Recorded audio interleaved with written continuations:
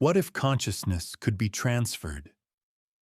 Not merely copied as a secondary file, and not simulated by a sophisticated algorithm, but actually moved in its entirety from your biological brain into an alternative architecture. Science is currently attempting to map the human brain with microscopic, terrifying precision. Laboratories around the world are charting the connectome, the intricate web of trillions of synaptic connections that dictate your private fears, your oldest memories, and the unique cadence of your personality. But behind this multi-billion-dollar technological ambition lies a cold, structural question that engineering cannot answer. When your mind is successfully transferred to a digital network, what happens to the version of you left behind on the operating table? Is it still you, staring back through organic eyes? Or are you looking at an empty biological shell that simply remembers how to mimic being alive? In this video, we explore a future where identity is fragmented, where mortality is an optional settings menu, and where the very concept of existence is radically overwritten. Death has always been the absolute structural foundation of human existence. Every empire constructed, every monument raised, and every individual life lived has operated under a single, non-negotiable certainty: that life is strictly temporary. It is this fundamental scarcity that gives value to human time. We preserve knowledge in libraries because we know our individual minds cannot endure. We raise children and invest in the future because we recognize that our own voices will eventually fade into silence. We search for existential purpose because our days are precisely numbered. Mortality is not a design flaw. It is the primary engine of human progress, art, and creative expression. But imagine a reality where this ancient boundary simply dissolves. Imagine a future where the human mind is completely untethered from the decay of the biological brain, surviving not as a historical legacy, but as a continuous, active, experiencing entity. For centuries, this concept remained safely within the domain of speculative science fiction. Today, rapid advancements in computational neuroscience and synthetic intelligence force us to confront it as an impending historical pivot. The true question facing modern science is no longer merely how the brain works, but what the brain actually is when stripped of its flesh. To achieve the actual transfer of a human mind, science must cross a profound, unresolved philosophical chasm. Modern neuroscientists can easily track electrical impulses across the cortex, and advanced artificial intelligence can replicate complex behavioral patterns with flawless accuracy.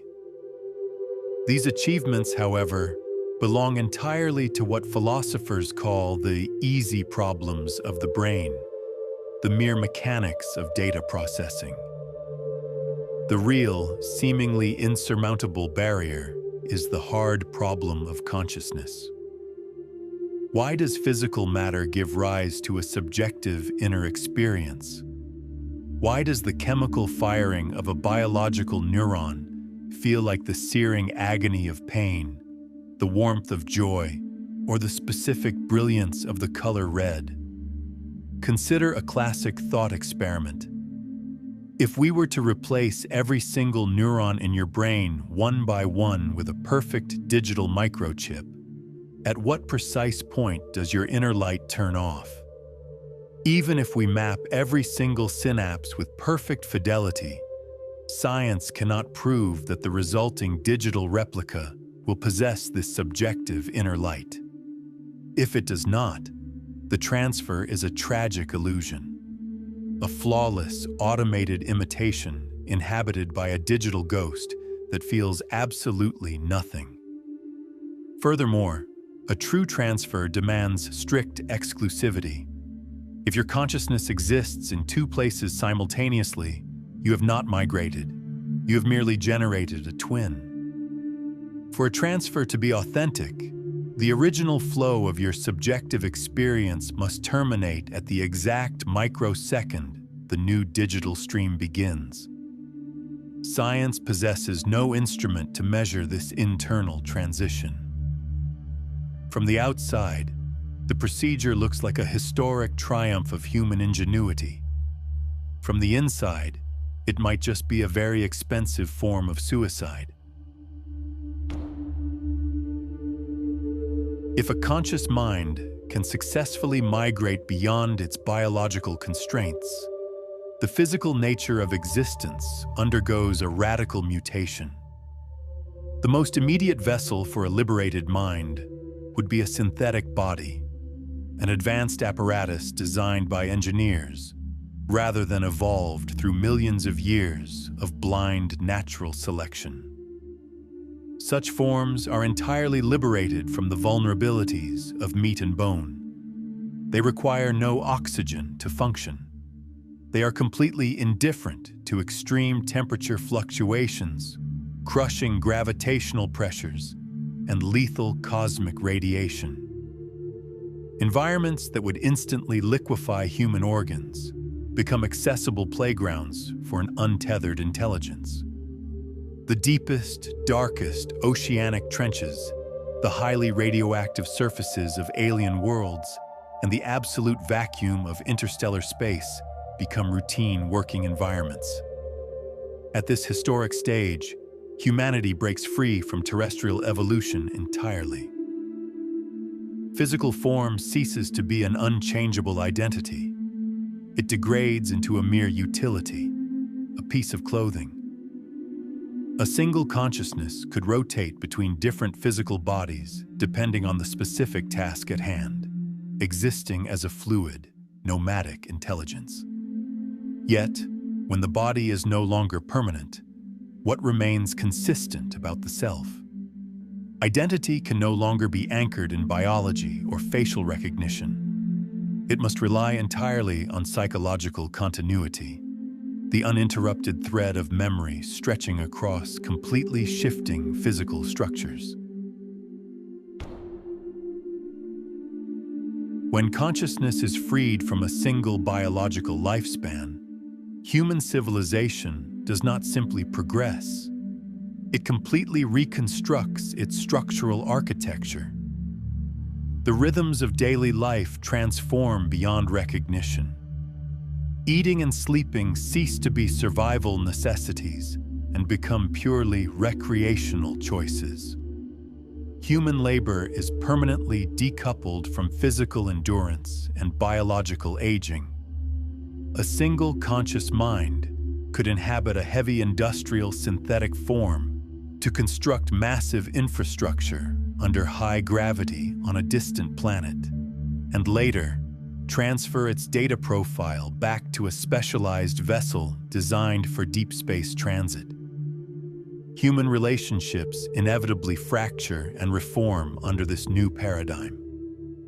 Two individuals no longer need to share the same physical space or even the same species of body to maintain a profound psychological connection. One friend might exist in a metallic synthetic chassis on Earth, while the other navigates an orbital trajectory around a distant star. Emotional synchronization is sustained not by physical proximity, but by shared digital memory and deep psychological recognition. Interstellar space travel, once hindered by the impossible timescales of human biology, becomes instantaneous through high-bandwidth data transmission. Humanity expands across the cosmos, not by moving physical bodies through the dark, but by beaming consciousness as pure data at the speed of light. Yet, a perfect digital civilization that eliminates disease and outlives its physical form inevitably stumbles into a terrifying biological cul-de-sac. To transfer a human mind, that mind must first exist. It requires an organic starting point, a biological infant born of flesh and blood, developing a unique consciousness through the messy, unpredictable process of growing up in a physical world. But at what age is a child's developing brain mature enough to survive digital emulation without shattering? More importantly, if an entire society abandons its biological bodies in favor of synthetic immortality, the evolutionary drive to reproduce completely evaporates.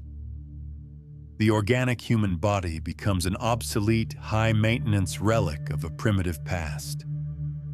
If no one maintains the biological infrastructure of birth, humanity faces a profound existential paradox.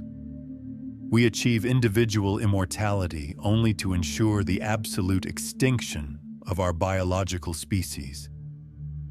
There will be no next generation, no children playing in the streets, only an eternal present populated by the same aging digital minds. This leaves the immortal network with a chilling choice.